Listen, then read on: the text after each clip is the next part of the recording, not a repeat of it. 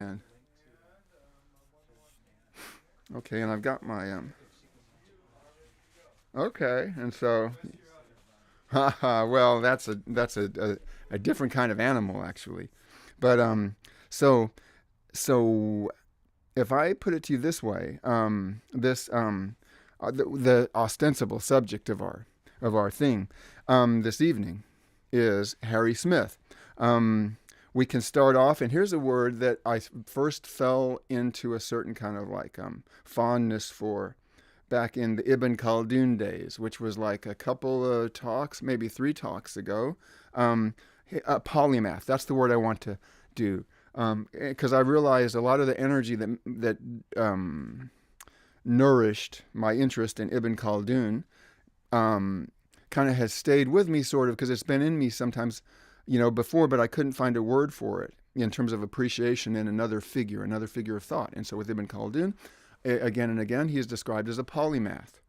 And the word polymath at one time I might have overlooked it because it's like a Leonardo da Vinci type word. The way that I was, in my schooling or whatever. And for some reason, a Renaissance, Renaissance man, and all of this, and these are fine and good, but they've been so used so much, you know, that the sense of them just is nothing but the continuing confirmation of a previous way of thinking, reflected in these artistic figures, whose names are bandied about, and then we, wondering what it all means, start looking for like, well, what, how are we to describe the things that really do interest? Anyway, for some reason, the word polymath struck me as they used it to describe Ibn Khaldun again and again.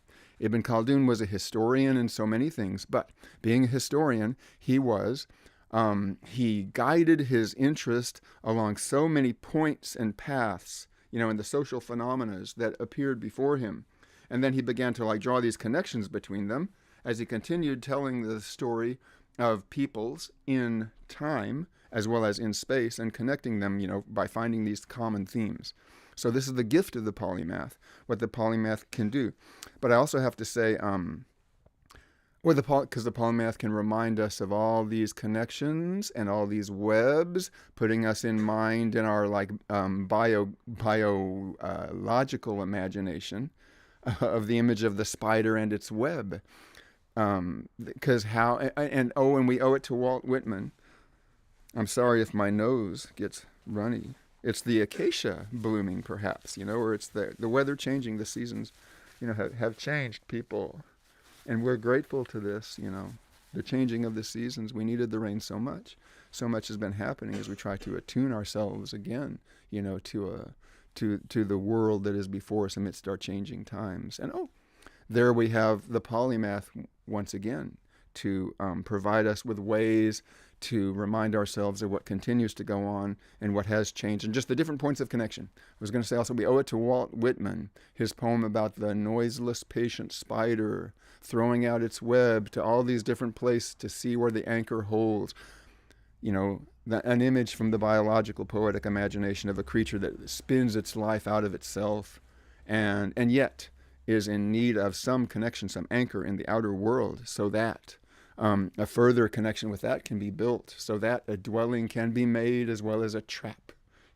Because they're predator creatures, I suppose, in general, spiders are, as well as designed for the human eye to see and be inspired by in so many ways. We've learned so much about spider webs. Maybe I'll go into that at some point. Anyway, so the original polymath, the polymath of plentitude, the original one, is the spider.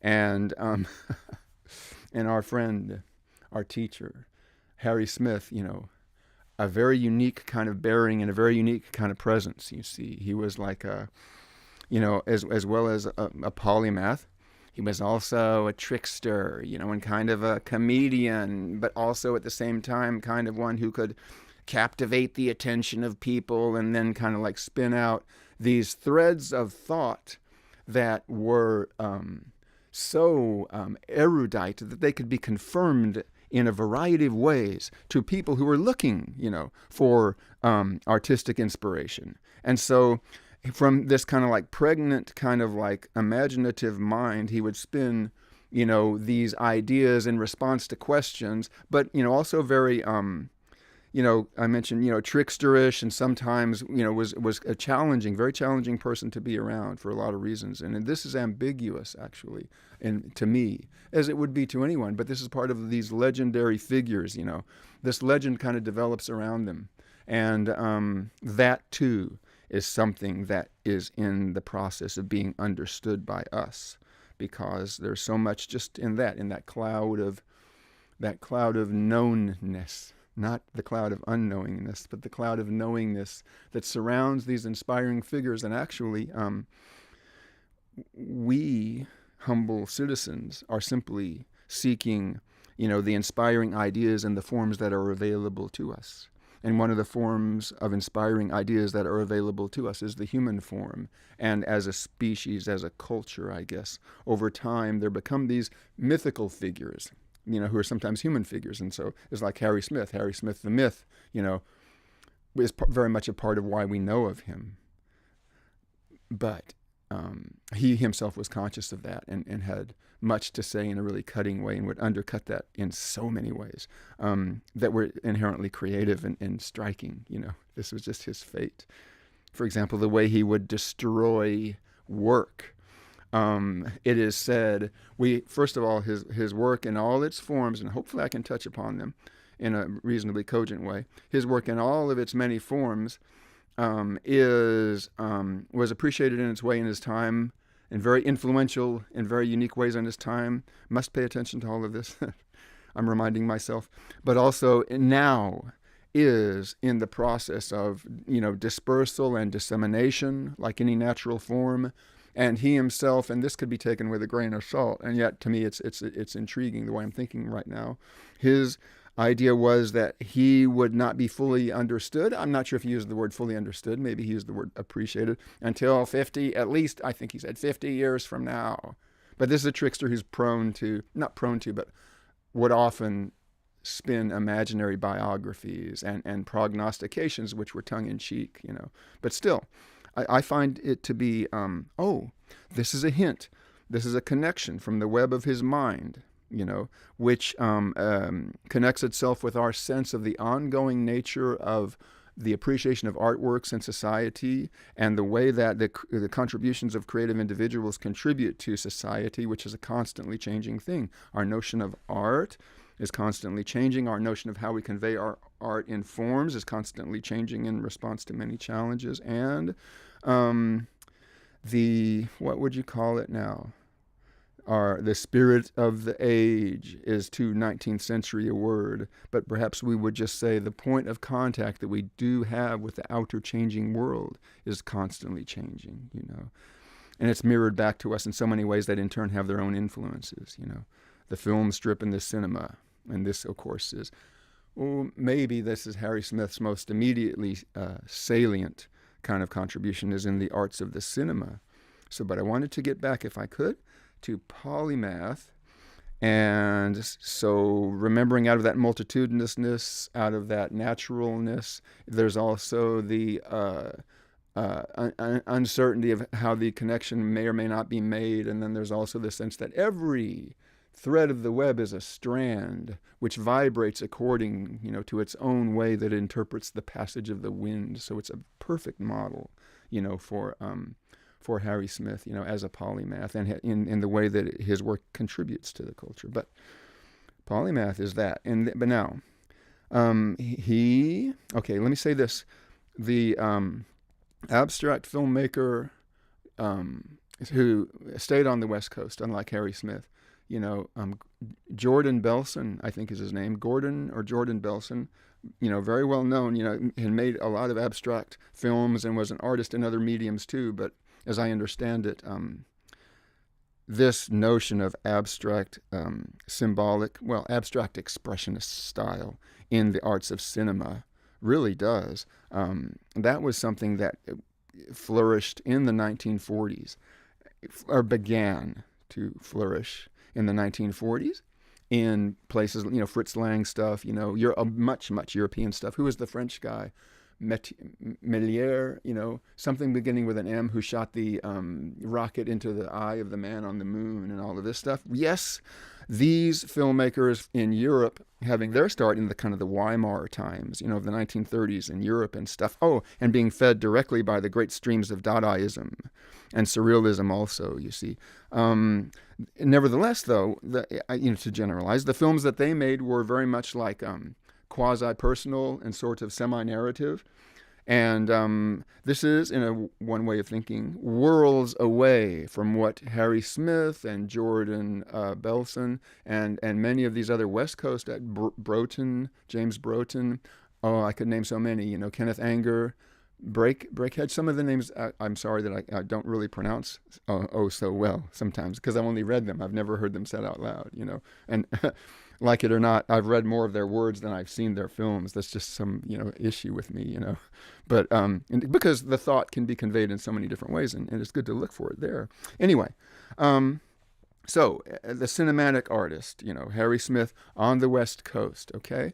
And the abstract expressionist artist who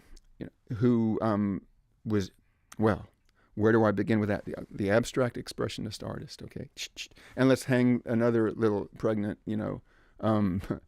caption. Many destroyed works here also. We're making of the spider web perhaps a labyrinthian kind of like museum, right?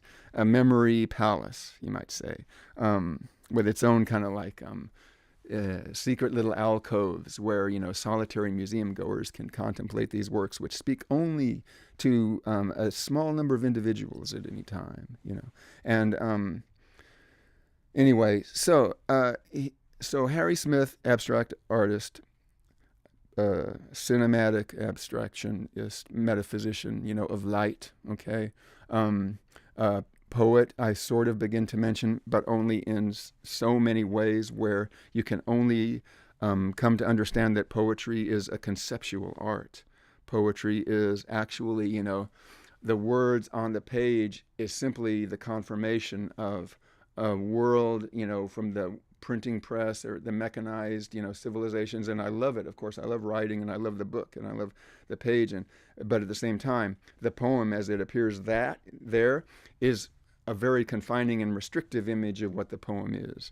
But what is the poem then actually? The poem is whatever I'm trying to say as I say it, in that place that Harry Smith called the unslakable, the something about, let's say, the ravenous, and his word is hunger, but let's just find it between vision and voice, I think. And remember, T.S. Eliot talked about between the reality and the shadow, or the reality and the image falls a shadow. I don't remember. Where was that? In Four Quartets or something? But for Harry Smith, what he is saying is, and this is kind of like what Harry Smith also would do in his lectures sometimes, he would trail off, and he had that kind of cackling way. And it was almost like for one moment, you might think, oh, he's putting it on us to understand what he's not saying, and he might get angry if we don't, which is part of the tension that one always has, but that's what keeps you on the hook. That's the point where the spiderweb connects, But then there's also, the pauses and the spaces that are natural to speech, that are exaggerated in certain styles, in certain styles of public address. And as a public addresser, Harry Smith was very much a Dadaist. It occurs to me perhaps that, when Allen Ginsberg, who knew Harry Smith well and did a lot of good things for him from the early times, and recognized his importance back in the days before neither one of them, back in the days before there was a Beat Generation or any of this kind of thing, he might have been the one in Ginsberg's poem Howl referred to, who threw potato salad at City College of New York lectures on Dadaism, in some of the early lines of the poem Howl. Throwing potato salad is very much a Dadaist gesture. And, there were people back then, I know, who lived in the lifetime when Dada was new, and it and before you, and nothing of the image that it would have from that moment on was not there to hinder your perception of it and your appreciation of it. And there are people who in the same span of their lives might be sitting in, CCNY lecture hall listening to a lecturer on Dadaism, and what could they do but throw potato salad? Perhaps in homage, to the ones who inspired them long gone. There is this. How is this carried on in our perception of the successions of great works of art? I don't know. But back to the quote now: the blunted hunger on the boundary of voice and vision.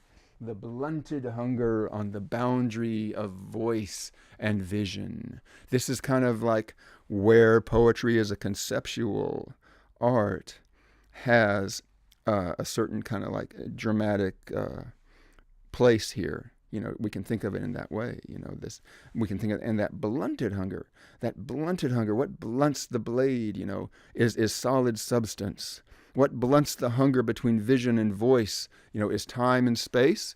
What blunts the hunger between vision and voice are these inherited notions of all that we reify. I don't want to say reify, all we reconfirm to ourselves as ourselves in relation to what it is that we think we approach.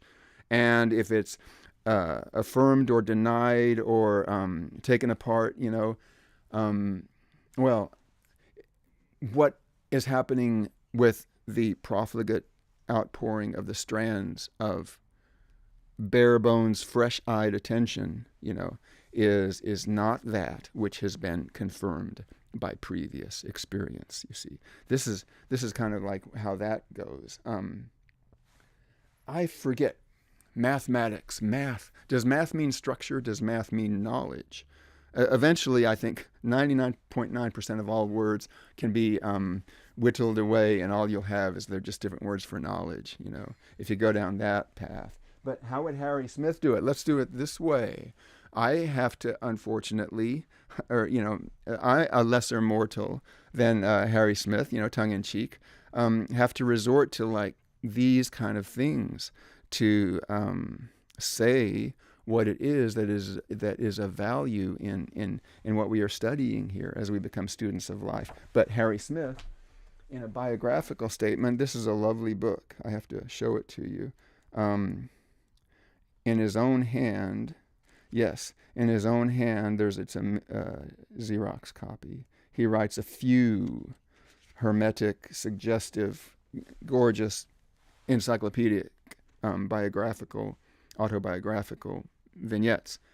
He writes, when I was a child in Anacortes, that's up in Washington, and I'm in Anacortes, Washington, my father built me a rowboat, and I spent many hours looking at the waving depths of the giant kelp. The search for these undulations has occupied me since. Right? The kelp, the undulating kelp in the sea, at the edge of the sea. And my father built me a rowboat, So there's the structure, there's the supporting structure, there's the elemental medium, the ocean. And then there is the surface of the ocean, which is so much like a mirror, which is where we confirm to ourselves that we look like what our eye tells us. And yet, because it's more than a mirror, it's the sea. Below that, there is indications of a teeming life under there and an endless depth. And he sees the undulations of the kelp. And he comes to understand, I would think, and this is just me saying this, from the undulations of the kelp. Well, he says, the search for these undulations has occupied me since. Here's what it means. When he says the search for the undulations has occupied him since, he means he's on the track of those same undulations, you see, as they go from element to element, from matter to matter, from form to form, as they traverse, the areas where they are completely invisible, and then migrate or transvalue their original manifestation into other manifestations. Of course, I have searched for these undulations. The search for these undulations has occupied me since. So you see, there's the cognitive thing. Poetry is a cognitive art. He's searching for undulations. He's searching in light. He's searching in technology, because that's what film is. Of course, in the old alchemical medium of mixtures and paints and canvases and brushes. He also, at other times, and he was kind of a fabulist in a certain sense, but he said his father built him when he was 12 an alchemical laboratory, and told him to, what was it now? Was it change lead into gold? I think actually, and this could be important, like everything is important, to change straw into gold, right? And that was his challenge, according to what Harry Smith was saying about his childhood. So there's that techne, But here's another thing. So he's searching for the undulations, first manifested in the kelp, and how they go on from form to form, This is, without a statement like that, we would never understand abstract expressionism, both as an art form and as a school of thought. And actually, there's some truth in that. But anyway, here's what he writes.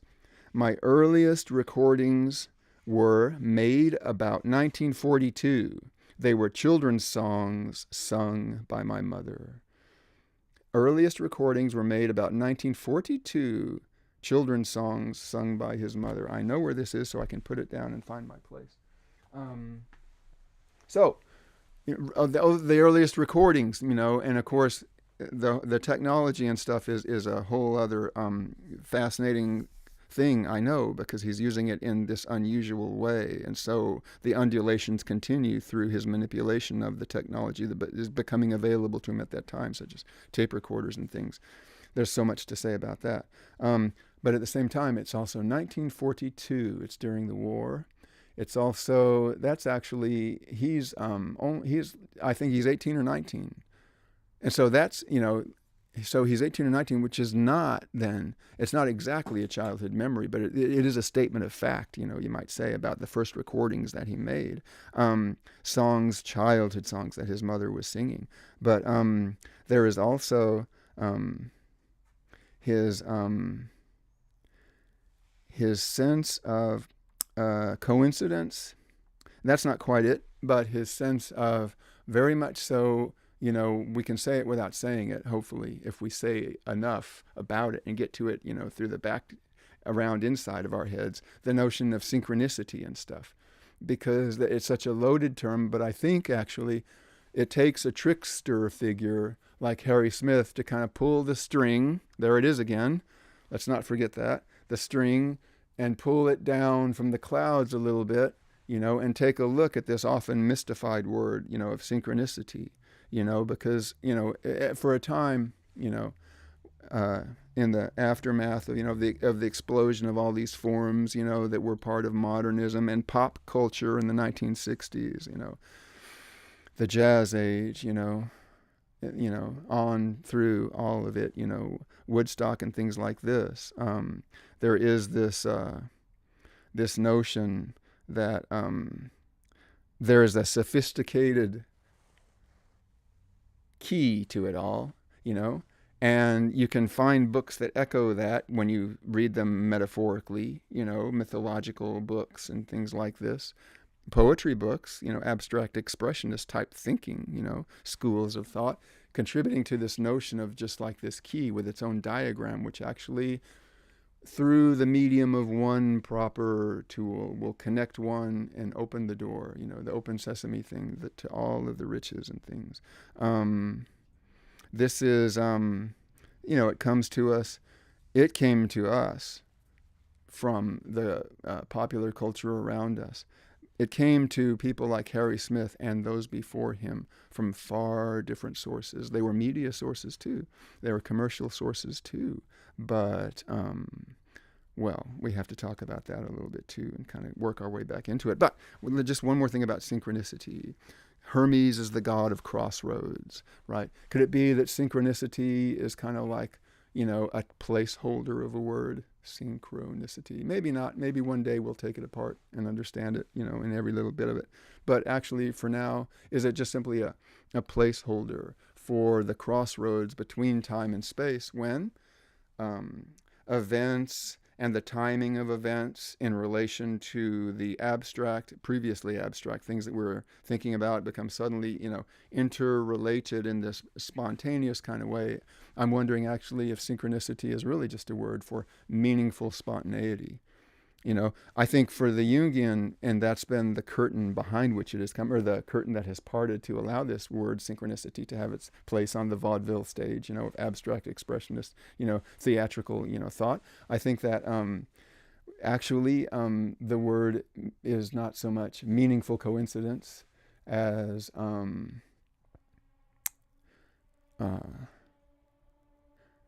meaningful spontaneity. I don't even want to say enriched spontaneity.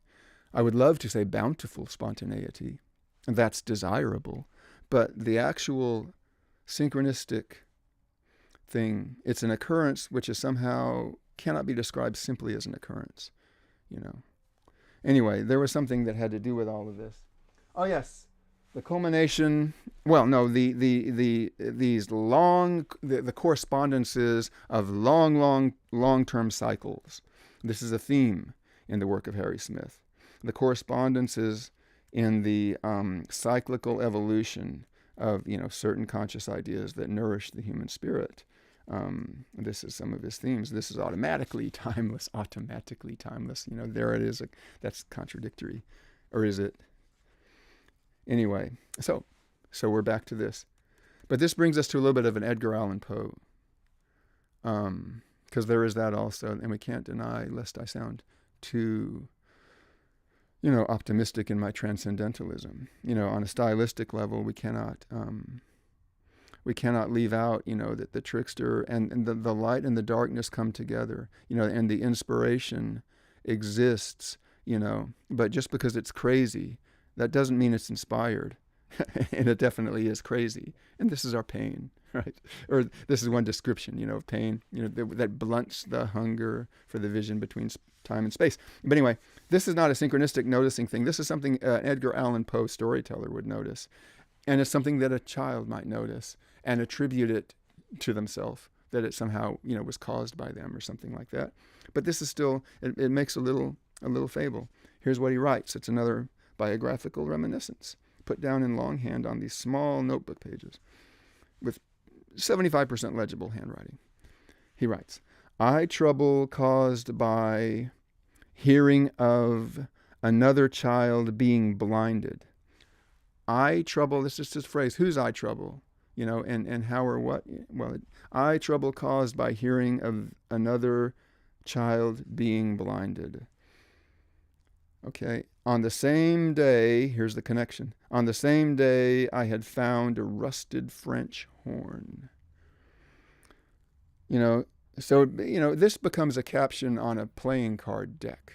And Harry Smith did design tarot cards also, and many forms of literary expression, which are very oftentimes associated, with arcane and esoteric kind of traditions, But at the same time, in the 1960s, people on the street could hear about Zen koans and stuff like that. But still, these are more like Sabian symbols, which, remember those, That was, I think there was a seer, named Edmund Jones or Mark Jones, and he was a student of Dion Fortune.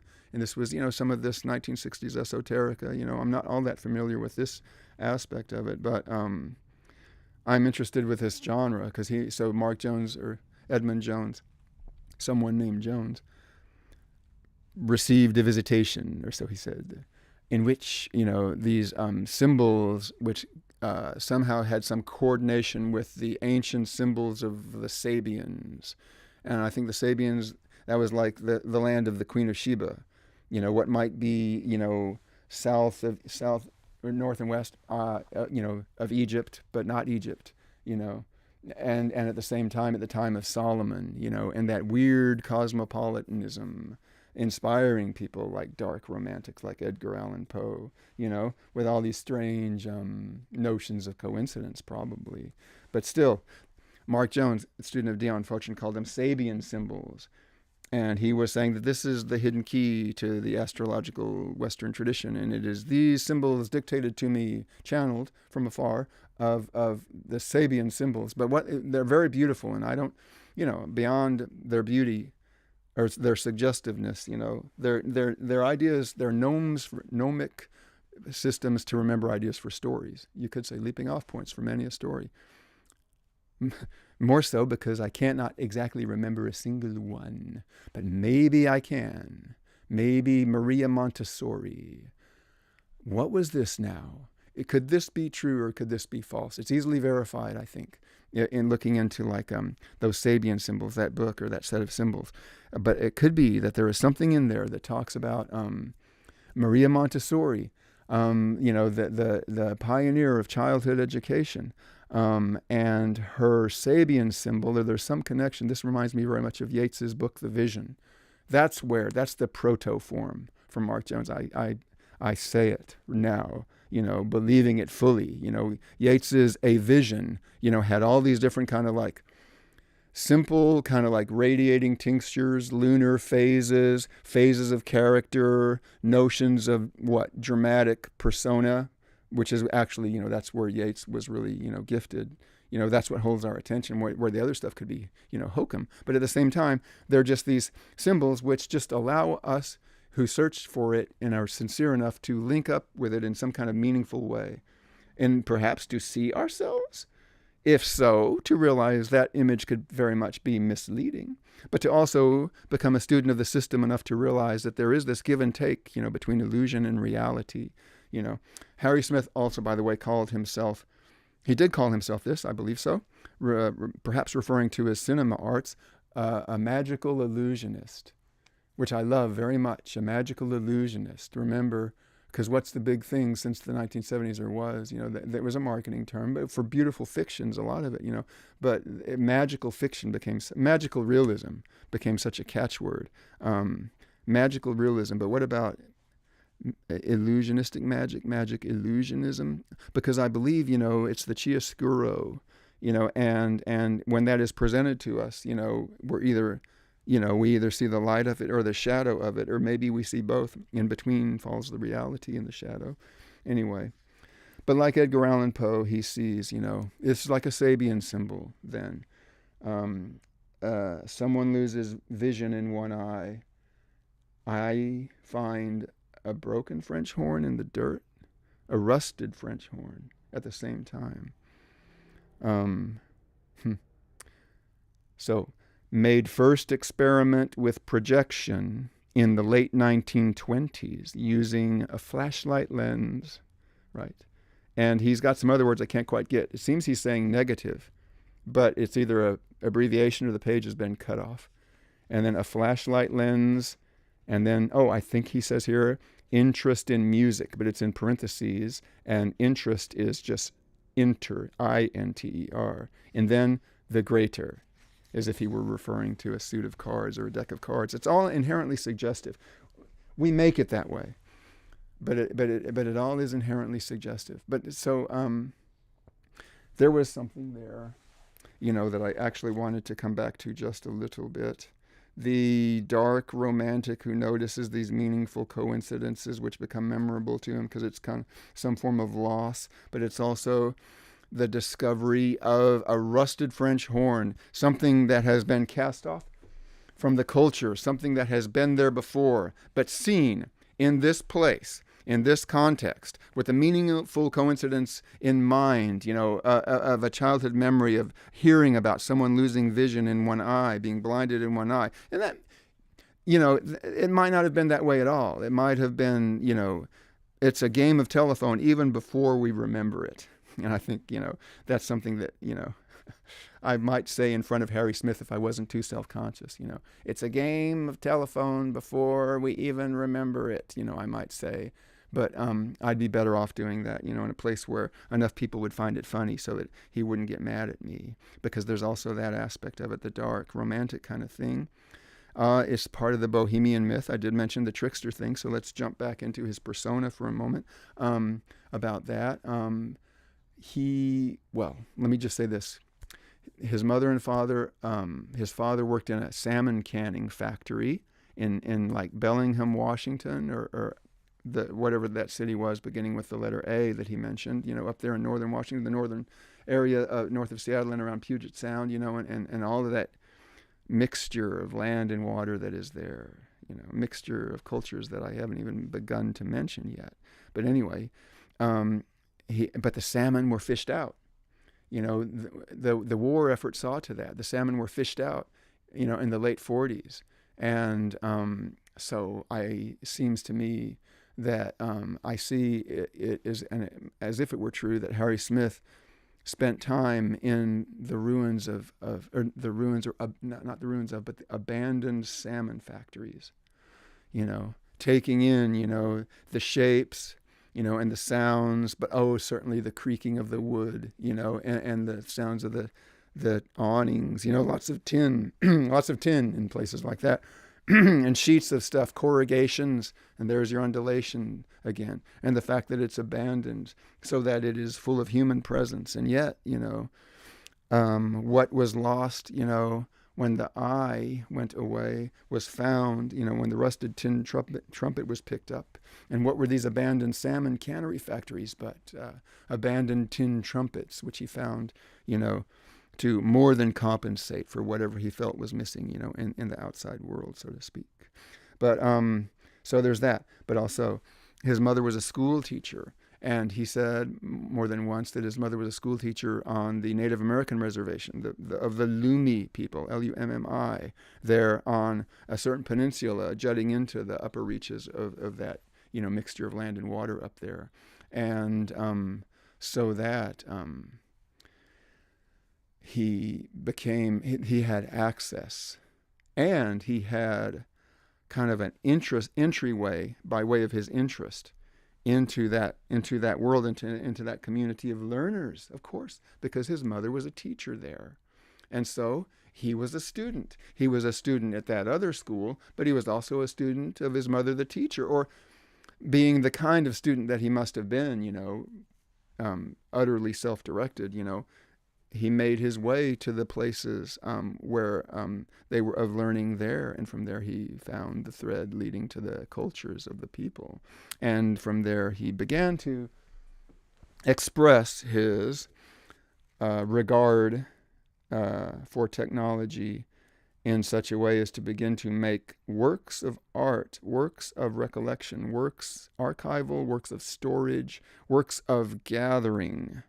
One of the muses, remember, is the muse of memory. And you've got to have such an idea of the value of something before you begin to realize that it is worthy of being gathered. So there has to be that from the inside of the individual to see the worth of it long before, the technological apparatuses are mastered. The game of telephone begins, long before whatever, confirmation of it was, at that time. So let me jump back a little bit. He writes, made first experiment with projector in the late 1920s using negatives, a flashlight lens. Okay, yeah, enter in music the greater. And then I was talking about it in a different way. But now that's earlier now, in the late 1920s, using, flashlights projected through any number of means. We all know this. When we were children, you put different things in front of a flashlight and it makes all kinds of different shadows, and everything casts its own kind of shadow, and you got a wall right in front of you, hopefully, and if you don't have a wall, you got a wall outside, or a sidewalk, or a path which has its own irregularities, which cast their own shadows, right? And so but he seems to be taking it a step farther, because he's actually experimenting with projectors, and he's got the technical kind of aptitude to actually operate more sophisticated machines than a flashlight. And he's also, this is the late 1920s, so he's quite young at this time, when the eye sees in a certain way that exemplifies the creative daemon of an individual.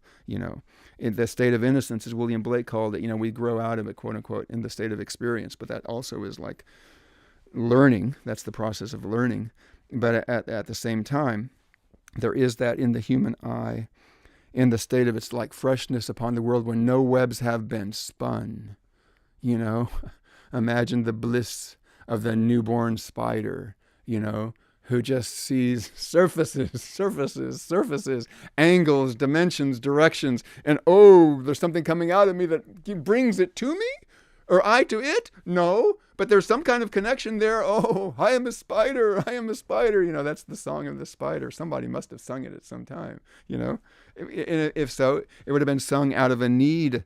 And so Harry Smith, there on the Lumi land, getting in touch with the Lumi culture and their ways of understanding, hearing what they hear, hearing the sounds that they make, and the ways that the language is expressed, becomes to realize, a certain kind of, an omnidirectional intuition, that transcends not only the cultural worlds, because it's already done that, being in such a different place and responding to it in such an original way, but also just the very forms of time and space. And how do you see that it is the very forms of time and space? By noticing the patterns that recur in the different forms of time and space, you see. And that becomes the whole revelatory thing, but it can be described in more mundane terms, and it's important to do it that way because people like Harry Smith exemplify that. It's their daemon. So there's that in the child, before the webs have been spun, which sees the walls and the surfaces. Before I went surfaces, surfaces, surfaces, and yes, surfaces, surfaces, surfaces. But when we come to depths, that's when we don't say surface anymore. That's when we actually look through the surface. That's when Harry Smith looked at the waves of the sea, and of course those are undulations that have their own kind of epic magic. And then there's that transformation point when the mirror is seen through, and then these inward forms are shown and more hidden depths are hinted at. And movement is occurring in a totally different medium, so unlike our world and yet so like it in a certain way. And so these people, they try to work it out in their minds. In what ways is it like our world? And in what ways is it unlike our world? The movement of these same recurring structures and symbols and signs, etc. Anyway, and he begins recording, these Lumi songs. It's interesting. How did he hear about it? Well, let's imagine it for just a moment. But basically, he said he heard about it in show and tell in grade school. Somebody had been on the reservation and had seen some kind of ceremony and saw a string with a skull on the end of it being swung around. And Harry Smith, the kid, here's another kid talking about that in show and tell, and says, oh, I want to go see about this. And so that's what motivated him. And he had a way to do it because his mother taught there. And I don't know if he saw a string, with a skull on the end of it being swung around, certainly, as a child, he saw it in his mind's eye, and that beckoned him. But what he found, beyond that surface, of what originally beckoned him, was an entire world and a kind of entire way of perception and an entire series and sense of shapes and things to put together in his own mind in this other way. We think of lenses as apertures, I suppose, and the beams and the feeding, and the sustenance that is manifested toward that, that lens become changed and refracted in oh so many ways. We think of a lens in this way. And how did we learn to think of a lens in this way? We learned to think of a lens in this way from learning to think of a crystal in this way. And what motivated us to see more about the crystal was its beauty. Its beauty beckoned to us. And it's not like we wanted to take it apart to see how it works. We wanted to get nearer to that because it seemed like there was no end to how close you could approach it once you left behind, the notions of time and space that the beauty of the crystal had already, made to vanish.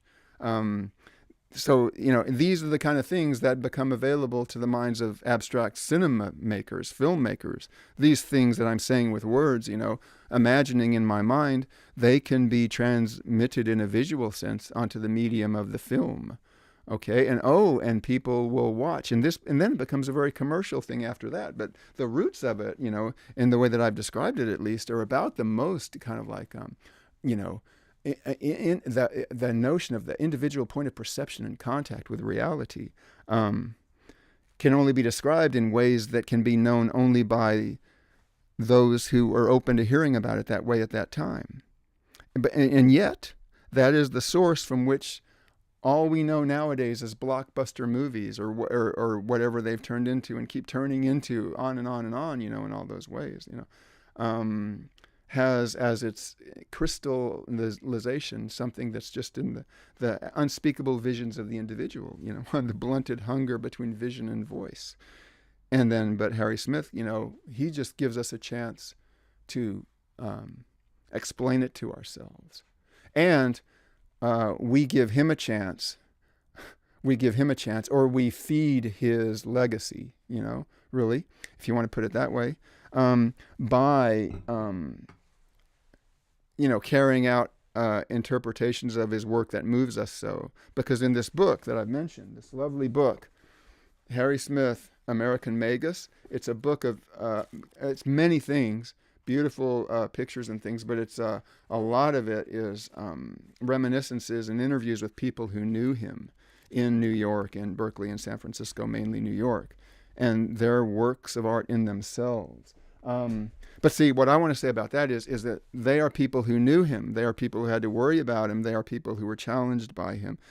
They are people, all of this, people, who in a certain sense, in a classical spiritual sense, were students, of him. And we are not, and yet we too carry a beautiful and heavy burden of his gift legacy upon us joyfully because we don't know him as a person, because we were not near that aura, because we are only appreciative of it by virtue of many other mediums, that has passed through, hearing about it in the history of the 1960s, or seeing his pictures, or seeing, of course, his great films, Heaven and Earth Magic and some of those films. There was, in about 2006 or 2007 or 2000, somewhere in there, in the mid-2000s, the Castro Theater played Heaven and Earth Magic with music, improvisational music played by Deerhoof, that improvisational group. And to me, it was something much more basic than a happening or a light show or any of the stuff that later on grew out of what Harry Smith and some of those early abstract expressionists were doing. When they, the whole psychedelic thing, and, technology became something that could enhance, or not enhance, but like reflect, a certain commercialized version of the psychedelic experience, putting, melted paint, on a mirror and projecting it on a wall along with many other projections and stuff, projectors and stuff. But a totally different spirit, because here's what happened, I think. Here's how that some of those early, beautiful, primordial ideas, the bliss of the newborn spider, what happens is, just like the newborn spider, beholds this blank canvas before it, and is just in a state of rapture, but then soon must attend to whatever it is that's coming out of the spider that becomes, the web. And then the spider has to become the architect of its own spontaneity, and so it can't stay looking in that kind of state of, that's the land of permanent bliss, and nature doesn't have that, That's a human kind of like a distortion of things. Yeah, but that sounds puritanical to say that, and it's only natural. It's illusion. It's illusion, and illusion plays as much a part in it, as reality does. Reality is the dance between illusion and itself, you might say. But anyway, so what happened, I think, in the 1960s and with the light show and all this rigmarole, the original insight into the nature of seeing was forgotten and changed into an image of itself in the social realm. It was like, wow, oh wow, became, not aha, and oh wow, are not the same. The 1950s and the 1960s, hinge on that understanding, because oh wow means surface is the bliss of the newborn spider, but where is the web? The web has already been spun. Actually the ones who have spun the web are the ones maybe who are making this product, which is enjoyed by these others, but there are so many surfaces and there is so much happening that It is a distortion of the actual original nature of seeing that someone like Harry Smith would know, or William Blake. We are, as William Blake said, we are led to believe a lie when we see not through, but with the eye. We are led to believe a lie when we see not through, but with the eye. When we see with the eye, we are led to believe a lie. When we see through the eye, we are not led to believe a lie. Kind of contrarian might that be, but the thing, seeing through the eye.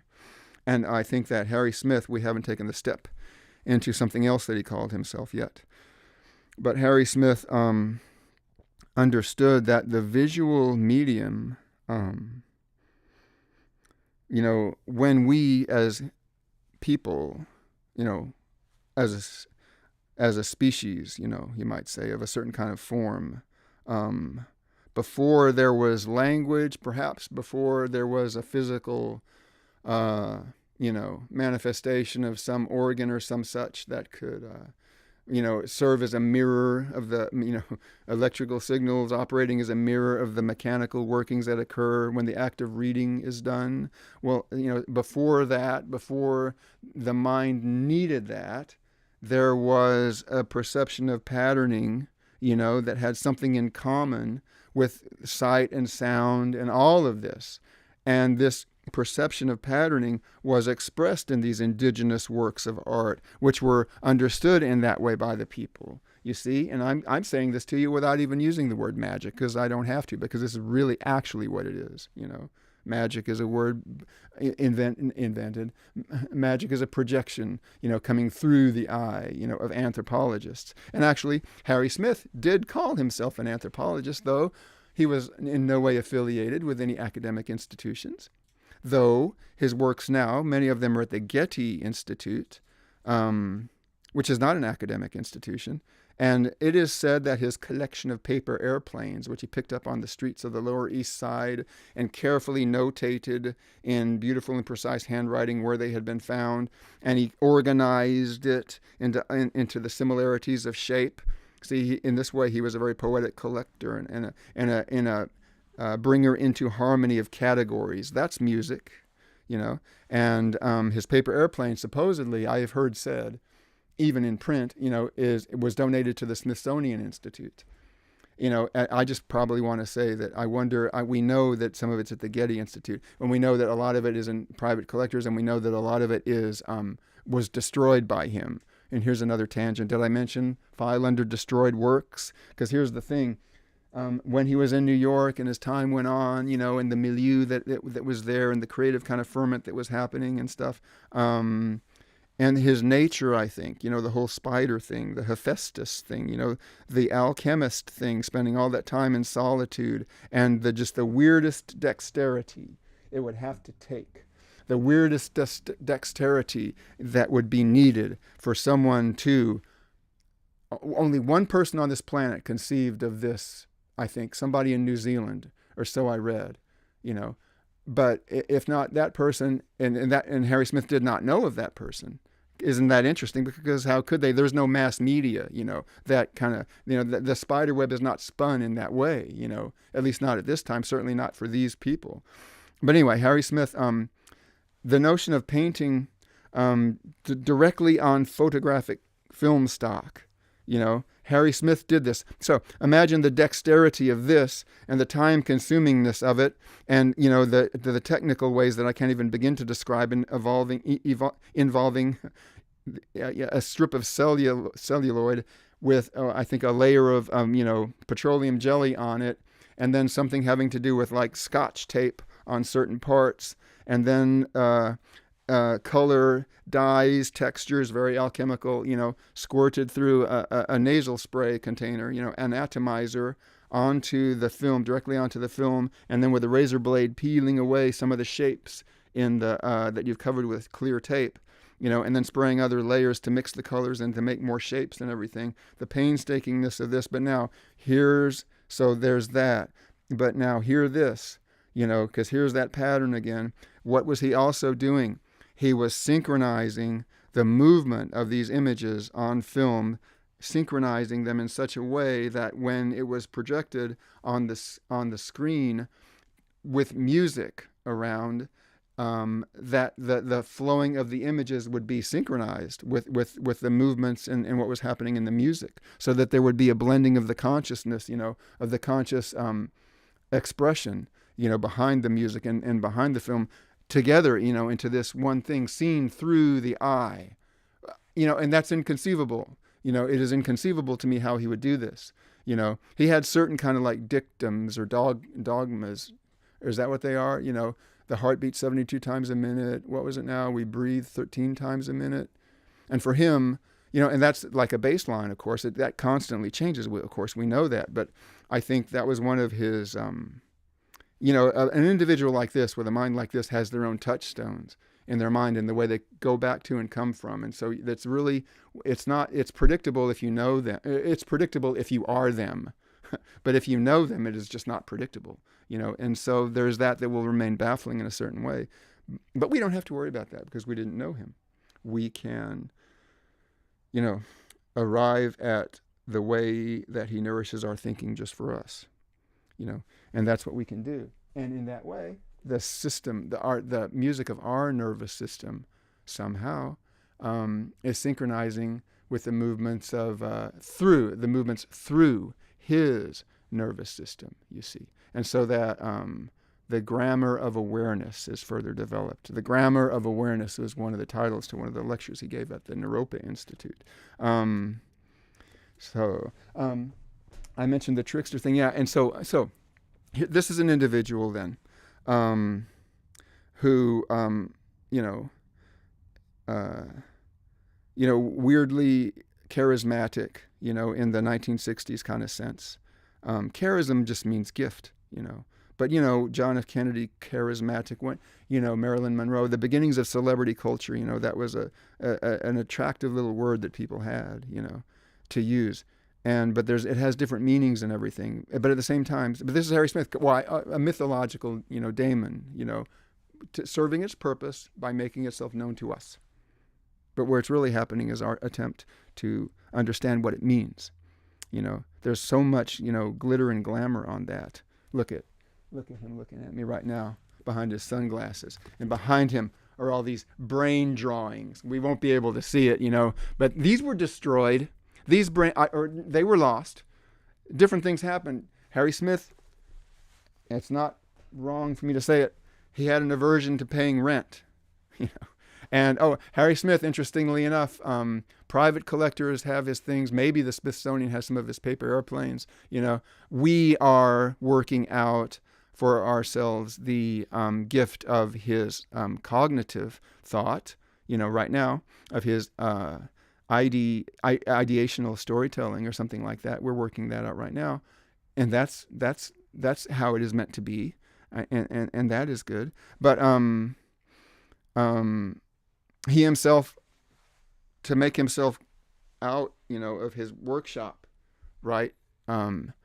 He did these things because of this fierce and single-minded, steady and sustained concentration that had its own rhythm and was like just a volcanic force that is as uncanny as any kind of electromagnetic manifestation as anything in the world, as anyone's thought is. But it's for us to understand that's the case, having taught that, but been taught that by the example of Harry Smith. But anyway, this fierce, steady, relentless, sustained concentration, synchronizing up time and space in ways that, for me at least, are utterly defy my understanding, would step away, give it a kick, maybe more than a kick, and then go out and be with people, and talk weird and look weird.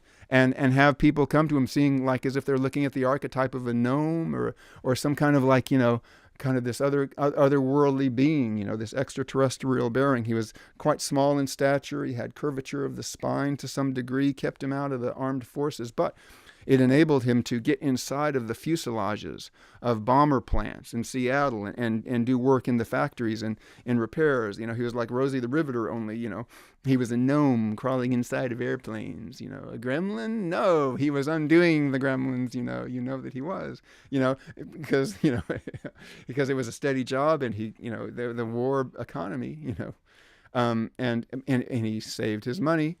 And it was then, having made records of some of the ceremonies on the ceremonies since he was a teenager.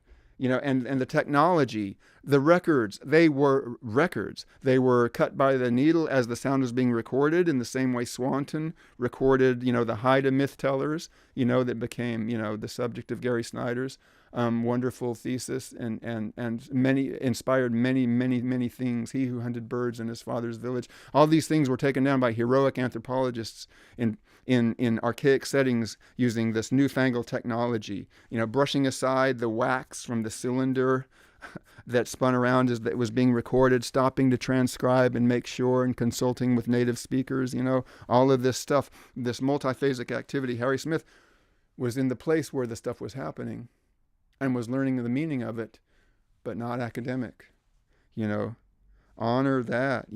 I think he went to a year and a semester at perhaps the University of Washington, studying anthropology, but also working in the factory, crawling inside the airplanes, saving his money so that he began to spend his money buying up something, the remnants of something that the culture seemed to have cast off because of an unknown and long forgotten little wrinkle in the history of cultural transmission. And that is this, from about 1927 till 1932, this newfangled technology of the record, and they were 78s, and these local recording companies kind of sprang up, tiny little places in backwaters and backwoods, and what they were doing, they were recording, folk instruments played, by people who lived in the same place and worked the same land and felt the same spirits and endured the same human trials,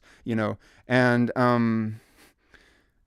if not for these, and yet suddenly it's a different form. It's a record, it's a record.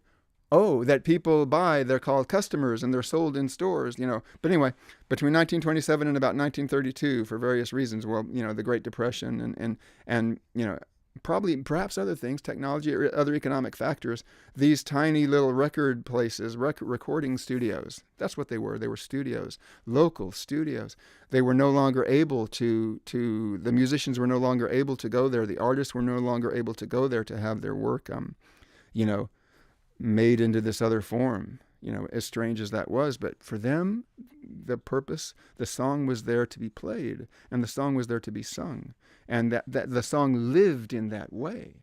But then the notion that the song could also live in the recording, it takes a modern animist, it takes a magical illusionist to understand that that's what's happening at this time. So, and then those records, they were no longer made after 1932. And the artists, they were no longer paid. They had to go back to what they were doing before, which is most likely, the work of the people who don't have much money, And yet here was this unique, art form, unlike any other thing. And here was this artifact, which contained within it some kind of manifestation of this art form. What is the song? What is the song?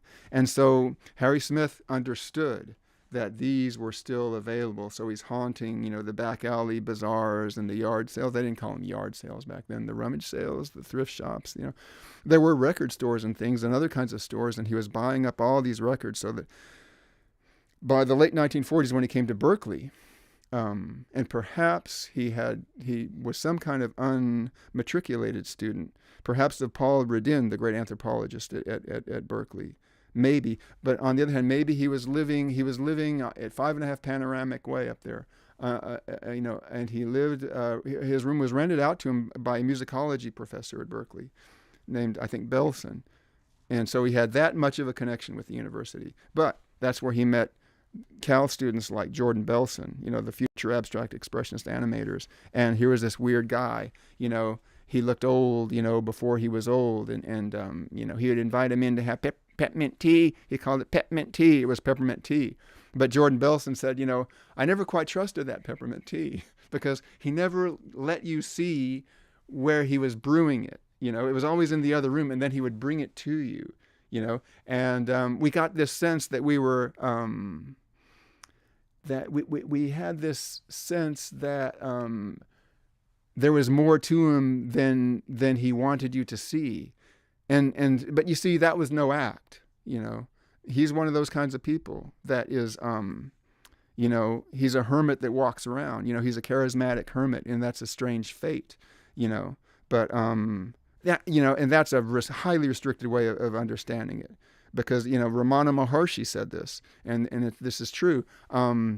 A hermit far from society, living in a cliff, in an utterly solitary existence, if they do the work that is meant for those who have that calling to do that work, they become, the receiving place and the sender of all these just, nameless intuitive signals that go and have their beneficial effect on humanity in all these untraceable ways. That's another aspect of the grammar of awareness. And Harry Smith was such a person, but his art form was this highly public kind of medium of cinema, and performance and all this, and being the center of some kind of notion of culture, as the notion of culture was transitioning from folk culture to popular culture. And Harry Smith is an individual, for some reason, it was his fate to kind of move in both of those worlds, which adds one more layer of this kind of transmissive, kind of rich vibration, and it is a phenomena, no doubt about it. But anyway, so at the same time he was around all these people, and so he went through periods, where he was very hard to be around. Let me kind of get my mind in mind of the time. Okay, my mind is in mind of the time right now, and this is good. That's good somehow. That's my way of synchronizing in, and I'm not necessarily, I don't have to be that good at it, but still, that has been done. So this gives me a sense of where to go on with this other aspect of things. So there was a lot of destroyed work. We've quoted William Blake. We will always, be able to quote William Blake. Eternity is in love with the productions of time, said William Blake. And we see Harry Smith, in the productions of time. Not only are these productions of time, but they are producers of time, you might say, producers of a sense of the awareness of time. We can become aware of time in a different way when we understand that it can be worked and crafted by someone who had some kind of intuitive understanding of the way that moving images seen through the eye can be moved in such a way that they synchronize with the moving imagelessness of the musical line, the undulations of the musical line. The wave can be made synchronicitous with the particles, the flashing lights and the shapes, the individual shapes, the particles. The particle also the point of projection upon the wall of the screen that can be synchronized. Someone who could understand that, and produce it through the works of their hand, had a certain kind of concentration that would overflow its container at times. And so there were periods of, harshness, in Harry Smith and his relationships. There were periods of, alcohol overuse and amphetamine overuse and these things in combination. But that led to these creative tantrums. They were not creative tantrums. That's actually a way that someone might manipulate their way through life if they behave that way, But there were tantrums. He called them tantrums. Sometimes it was dangerous. It's not safe to throw a projector out the window. But he did this in New York at the at Jonas Mecklis's studio or something when things weren't going right, maybe more than once. Imagine such a heavy thing landing on the ground. Luckily, no one was hurt, and yet this was done. And he would destroy film. This is really interesting. This is rather creative.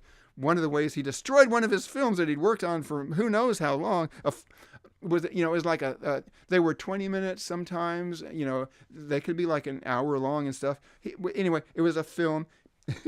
He set fire to it as it was running through the projector, So I don't know, for a while, melted film stock is a common special effect, You might think that such a thing has meaning. This was before performance art, and he destroyed paintings for various reasons. This is difficult and this is troubling, but we don't have to worry about that, except we can just say, we can ask ourselves, what does that mean? What does that mean? How, I don't know. That's just a difficult question, but we don't have to worry about it because we are the recipients of the art, not the life. Let's put it that way. To get really, 19th century about it, But anyway, so there was that, and I was talking about, yes, he collected all of these records, and they were, he understood those records in this way and expressed his understanding. First, there's that, intuitive, invisible valuing. This is the key. This is where the lock is. This is where the music is. These are the artifacts that are meaningful. Now I'm going to collect them. Now I'm going to see, as I gather them together, I will see what corresponds and the ideas between them. Oh, I'm noticing the synchronicities in the song titles, the subject matter, the places where they were recorded, the individual artists, and I'm assembling this, into indexes, and eventually this literary work. This is famous. This won him a Grammy in 1991. Yes, it did. But he was doing this in 1952, assembling the anthology of American folk music with all of this commentary, extremely creative commentary, sometimes in the style of lurid newspaper headlines, because a lot of the subject matter in folk songs is lugubrious, Gothic stuff, but at the same time, visually, mainly with images from old catalogs and things, kind of like setting counterpoint. Visual counterpoint, along with the aural artifact. He was assembling kind of a corresponding visual and thought artifact that would have cross resonances with it. There's the spider thing again. And so that, it would enter society and have such a strange resonation that we can be speaking of it right now, in this way, and that too goes on and on, of course, and he got a Grammy for it in 1991. I say in this way, he was a Platonist. He came in from Naropa to get that. He spent a creative couple of years or so as a shaman in residence at Naropa Institute. And some of his lectures there have been recorded and they're out on the internet. So you get a sense, of his humor. You get a lot of that. And then, I don't know, I can't describe it or paraphrase it, It's very charming. But, and you see, you begin to see the actor, and that's good too, because the actor is also manifesting in some strange way the entirety of the vision. The persona is put at the service of the vision also. Good. I'm glad I turned to this. So I've touched on that a little bit. So let me touch on, if I could, just a itty bitty bit, the esotericist, the magical illusionism. Well, the magical part, there's a lot that can be said about that, And here's where this is fed to us in certain ways by creative critics like Greil Marcus, who coined the term the old weird America, which is so rich. It's very Harry Smith-like, as a matter of fact, Lots of people early on have known of the greatness of Harry Smith. But there's this sense of, he's assembling a world, for example, in one example, out of the notes to the anthology of American folk music, as well as the images in the animated film Heaven and Earth Magic, which was shown at the Castro, along with the improvisational music by Deerhoof, which was so much more creative than a happening or a be-in with so many screens, because you could see through the eye. All the visual information is there, yes, but it's attuned in such a way so that it is not simply surface stimulus, or even entertainment, but it is seen through the eye, because he understood that in cultures that reading is not necessary, it's not done. Instead, the forms of expression are of a medium and, dare I say it, a genre that is every bit as much a part of the mind as the eye or the ear or any other of the physical senses, And so this is his way of manifesting that. And so anytime then somebody's doing something like that, they're going to have some kind of relationship to the history of magic, right? Because of the turning that the world took, into rational consciousness, when, the world, the empirical world, as Van Morrison would say, the atomic and nuclear age, the empirical world where the sense data through the senses becomes the model that is referred to and confirmed and denied or enhanced, or whatever, in our daily lives, the image of reality that we carry with us,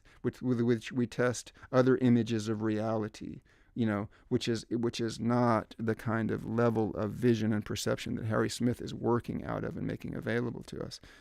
And so, but it is not something that human beings have not been concerned with for, anything less than, it is not something that human beings have only been concerned with for the last few thousand years.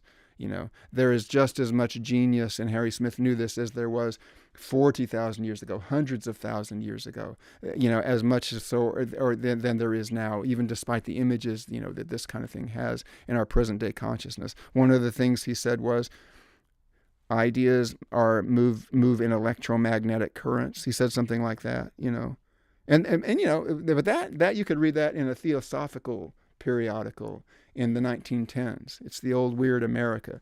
Harry Smith's parents, it is said, were theosophists, and theosophists were not that uncommon in America. In the years after the American Civil War, spiritualism, that's when spiritualism and mediumship came to be something that was part of popular consciousness. Why? Because so many had died. So many had died suddenly and abruptly and young, and people wanted to make contact with their loved ones. And so, that's when spiritualism, that kind of like mediumship kind of thing came out, Parlor music that existed before the early artifact recordings that Harry Smith gathered. Music was disseminated in a popular form back in the Stephen Foster days, of course, through sheet music and parlor music, and songs were sung at the piano in parlors, that your family, members of your family played. And this was how the song existed. And that's a shorter step into manifestation when it goes into like the folk recordings that Harry Smith anthologized. It's easier to step back into that from there than it is from us now, of course. So pragmatically, he provides us with a bridge or a step. This is kind of like, these are things that are not unknown. These stratagems and forms of thought are things that are not unknown to the students of the magical tradition, which has always existed in human consciousness in the East and the West. And so Harry Smith can be approached from that angle also. So much so, I will read what I take to be a poem by him. This is in handwriting, but not in his own handwriting. Someone else, probably somebody who is like a student of his, probably wrote it down, and he probably dictated. I'll only read 3 or 4 of the lines. They're like the Sabian symbols, right? As I mentioned, and whatever else I was talking about in relation to that. They're these short kind of they're notations, actually. They're notations, but they are not sense notations. They are not empirical notations. And some of them are silly, or so they seem. And some of them are obvious. For example, number 36, glass hurts the foot. Glass hurts the foot.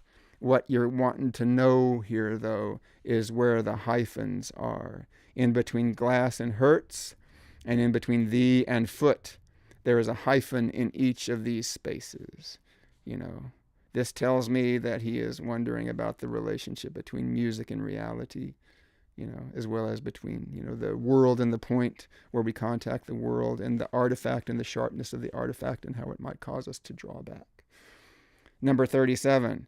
This is silly. I'm embarrassed to say it. Pants are glue. And there's a period there, and there's also 2 hyphens. Number 38 is now is when. Number 39, you will die from eating. Actually, he did pass away from a bleeding ulcer, and eating became very difficult for him. He took care of himself in a very harsh way, and that affected, the way that he passed his bodily form. There is no God. That's number 40. Milk helps bones. Number 42 is, there is no 42. So number 40 is, there is no God. Number 42 is, there is no 42.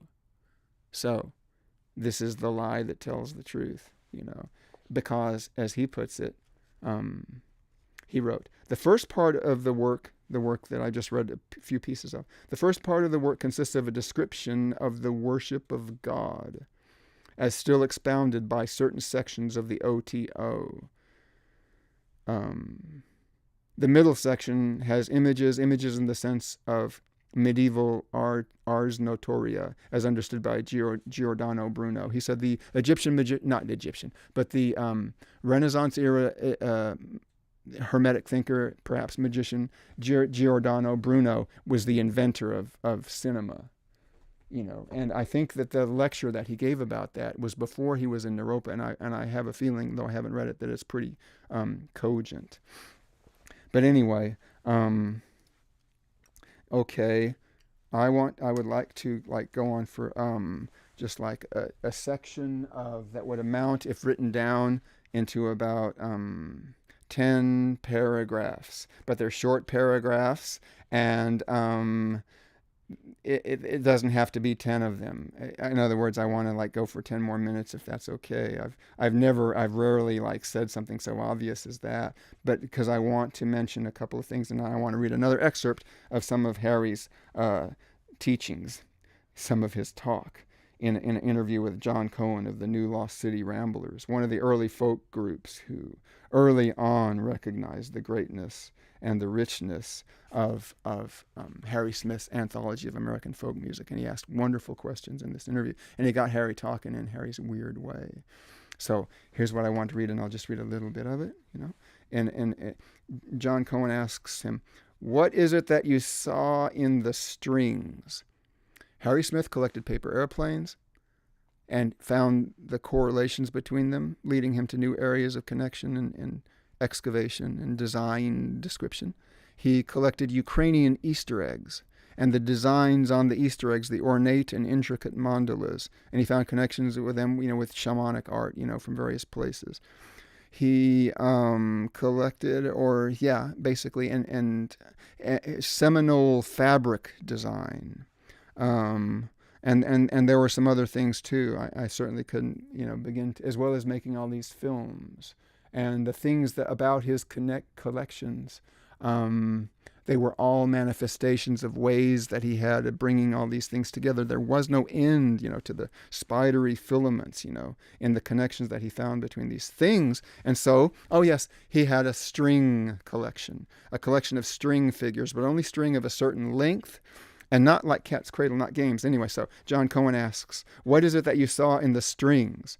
And Harry Smith says, "Oh, it was some universal thing that seemed to be more widely distributed than anything else in places that didn't have so-called civilization. It was the only thing that I could isolate offhand that was produced by all primitive societies and by no cultured societies. For example, string figures are found everywhere in the world except Europe and Asia. Everywhere in the world except Europe and Asia, except for a few peripheral areas like the hills in the Philippines and Scotland. None of the places like France, Russia, Japan, China, Turkey have string figures, despite a great interest in games. It is a bit difficult to understand how the same thing is done in Patagonia as is done within the Arctic Circle or the Kalahari Desert without leaving some evidence in Europe and Asia." Now, this reads, remember he's a non-academic, but this reads like the anthropologists, and the Jungians looking for the manifestations of the archetypes in the cultural productions, their version of the interpretation of eternity is in love with the productions of time. And Harry Smith is sort of doing that too, but he's making the point that these are places where the archetype did not appear. And then he's making that be part of his understanding of the archetype. Why, not why, it's not the question why, but what is the meaning of the spacing in the space that they occupy, in the point of attention in this individual consciousness of Harry Smith. Anyway, he writes, "I've had various theories for that." See? I've had various theories for that. Possibly it has to do with the parts of the brain that memorize letters, which usually seem to be around 30 or 50. Letters seem to be around 30 or 50. That's alphabets, I think. And the things you have to learn to write a language. Because string figures don't occur in a place where writing is done. It's a way of tying together a lot of diffuse areas. Unfortunately, there aren't that many good collections. There may be pictures printed, and there are in museum catalogs and art books of these, Eskimo string figures and such. There may be pictures printed, but you have to have the instructions as well. And then John Cohen asked the beautiful question, what do you see in a figure? And Harry Smith says, it depends on where it's from. Some places make realistic figures, like the Eskimos, who make complicated, realistic, asymmetrical figures, whereas most of Micronesia and the Australian figures would be geometrical and are consequently named after flowers and stars and things. The techniques developed in these places are suitable for such geometric figures, while most of the Eskimos are for realistic animals, birds, and people. And then John Cohen says, I remember that some of the Eskimo strings act out little dramas, like a house falling down and the man running away. And Harry Smith said, that occurs everywhere. Okay, and hearken to this, and then I'll kind of I'll step back a bit. Hearken to this, though. Harry Smith says, the reason that there are a lot of drama in the Eskimo string figures is, the ones from the Eskimos, is that it was a carefully made collection. Anywhere that a careful collection is made, which would take a number of years to do in any place, there would always be moving figures. The other oddity is that the string is always the same length, no matter where it is, and that only one person does the string figures. Anyway, and he goes on from there. But what I want to emphasize, I think, the only reason that we see this aspect in certain of these string figures is because those are the ones of which a collection has been made. So that is where one can begin to notice the recurrences and the cyclical, the cyclical patterns. And this is what Harry Smith, this is his gift. He sees that this is what makes something real and true. This is, as William Blake said, one who sees ratio sees only themselves. One who sees the confirmation of the patterns that are there inherited, from the culture or from the egoistic, the storehouse to the personal memory. One who sees only that, confirmed or not, sees only the self. There are ways where we can follow the undulations from one form to another, and what these perceptions have their inception in, the ways that we see natural phenomena, and we look not with but through the eye. And it is the gift of us as a species to have, and it is exemplified in people like Harry Smith. And so I wanted to touch on that and talk about that just a little bit. And so now I just want to say that, so we are doing the ongoing work, of building ways and places and where the culture can be enriched through coming into contact with the way that Harry Smith has inspired us. What is the purpose of art, said Bob Dylan in an interview with Jonathan Cott. Another, he's a mind, has read a lot of Jung, but it's still beautiful. But anyway, here I am doing that, quoting Dylan, but where he said the purpose of art is to inspire. This is one of my favorite things. I like it better than the answer is blowing in the wind. The purpose of art is to inspire. And so this is how we participate in creativity. This is how we make possible the giftedness that is there in the human spirit, and so it's there for everyone.